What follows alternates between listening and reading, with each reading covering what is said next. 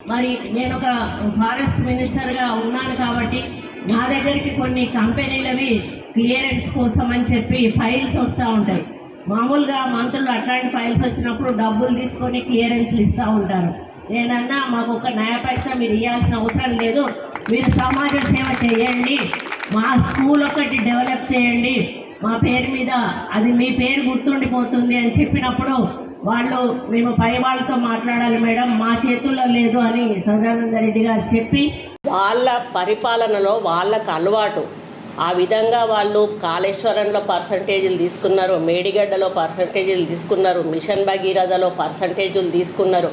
ప్రతి దాంట్లో కూడా పర్సంటేజీలు తీసుకొని నాణ్యతా లోపంతో ఈరోజు కోట్లాది రూపాయల డబ్బులు, ప్రజల డబ్బులు దుర్వినియోగం చేసి వాళ్ళు కోట్లకు పడగలెత్తి ఈరోజు మంత్రులతో సహా కోట్ల రూపాయలు దండుకొని కోటీశ్వర్లయ్యి ప్రాపర్టీస్ సంపాదించుకొని మీరు ఒక్కొక్క మంత్రి హిస్టరీ మీకు ధైర్యం ఉంటే మీకు మీరు సెల్ఫ్ ఎంక్వైరీ చేయించుకోండి. ఈరోజు నేను అడుగుతా ఉన్నాను మంత్రులను, బీఆర్ఎస్ మంత్రులను, మీరందరూ కూడా సెల్ఫ్ ఎంక్వైరీ చేసుకోండి.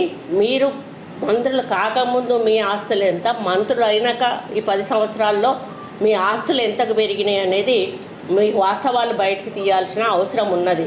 మీరు పర్సంటేజీలు తీసుకున్నారు, మీరు పర్సంటేజీలు లేని పనులు చేయలేదు, మీరు సెలెక్టెడ్ ఫైల్స్ను మాత్రమే మీరు తీసుకొచ్చి మీరు సంతకాలు పెట్టారు. ఈరోజు నేను ఒక్కటే అడుగుతా ఉన్నా, అంటే వాళ్ళకి డబ్బులు వచ్చే పర్సంటేజీలు వచ్చే పెద్ద పెద్ద పనులను తీసుకొని ఈరోజు కోట్ల రూపాయలు వాళ్ళు దండుకొని ఈరోజు కోటీశ్వర్లై ట్రోలింగ్ చేయడం చాలా బాధాకరం.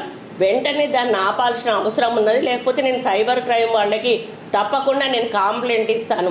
ఇది ఎట్లా అంటే తొండముదిరి ఊసరవెల్లి అయినట్టుగా ఈ టీఆర్ఎస్ ట్రోల్స్ ఏవైతే ఉన్నాయో, టీఆర్ఎస్ పేడ్ బ్యాచ్ ఏదైతే ఉందో వాళ్ళు మరీ దారుణంగా, కనీసం వాళ్ళు మనుషుల పశువులా కూడా అర్థం కానటువంటి పరిస్థితిలో వాళ్ళు ఉన్నారు. వాళ్ళకు కుటుంబాలు ఉన్నాయి, వాళ్ళకు అక్కా చెల్లెళ్ళు ఉన్నారు, వాళ్ళకు ఫ్యామిలీస్ ఉన్నాయి. అటువంటి వాళ్ళు కనీస మన మింగిత జ్ఞానం కూడా లేకుండా పిచ్చి పిచ్చిగా రాయడం అనేది చాలా బాధాకరం. అందులో